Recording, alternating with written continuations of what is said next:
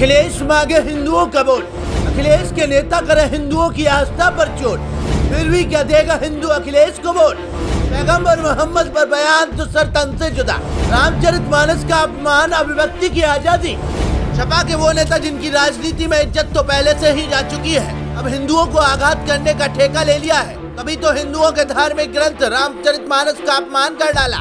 आप भी अपनी राय जरूर दें, क्या बावजूद इसके भी ऐसे नेताओं को जनता वोट करेगी?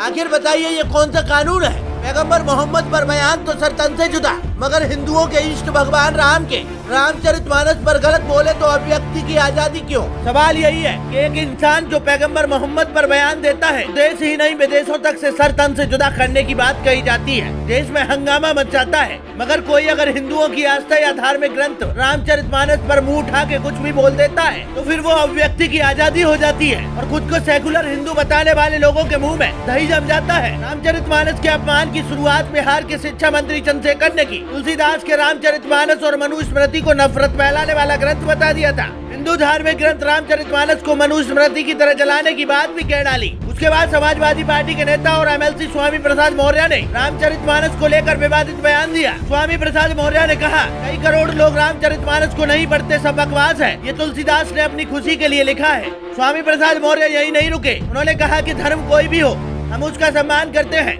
लेकिन धर्म के नाम पर जाति विशेष, वर्ग विशेष को अपमानित करने का काम किया गया, हम उस पर आपत्ति दर्ज कराते हैं। स्वामी प्रसाद मौर्य ने साथ ही ये भी कहा कि सरकार को इसका संज्ञान लेना चाहिए, क्योंकि रामचरितमानस से जो आपत्तिजनक अंश है उसे बाहर कर देना चाहिए, इस पूरी पुस्तक को ही बैन कर देना चाहिए। तुलसीदास की रामचरितमानस के कुछ अंश ऐसे हैं जिन पर हमें आपत्ति है, क्योंकि किसी भी धर्म में किसी भी गाली देने का अधिकार नहीं है। तुलसीदास की रामायण की चौपाई है, इसमें वो शूद्र अधम जाति का होने का सर्टिफिकेट दे रहे हैं, हिंदुओं के उस ग्रंथ के बारे में बोल रहे हैं जो हिंदुओं की आस्था का केंद्र और हिंदुओं का सम्मान है। फिर भी ये देश के वही नेता हैं जो हिंदुओं से वोट मांगते हैं, जिनकी आस्था पर वो चोट करते हैं, उन्हीं से वोट मांगने पहुंच जाते हैं। ये स्वामी प्रसाद मौर्य की बदजुबानी यही नहीं थमी, इसके बाद भी उन्होंने क्या कहा सुनिए। ब्राह्मण भले ही लंपट, दुराचारी, अनपढ़, गवार हो, लेकिन वो ब्राह्मण है, उसे पूज्य नहीं बताया गया है। लेकिन शूद्र कितना भी ज्ञानी विद्वान हो, फिर ज्ञाता हो, उसका सम्मान मत करिए, यही धर्म है। अगर यही धर्म है तो ऐसे धर्म को मैं नमस्कार करता हूँ। ऐसे धर्म का सत्यानाश हो तो हमारा सत्यानाश चाहता है। जब इनकी किसी बात पर टिप्पणी की जाती है तो चंद मुट्ठी भर धर्म के ठेकेदार, जिनकी इसी वजह से रोटी चलती है,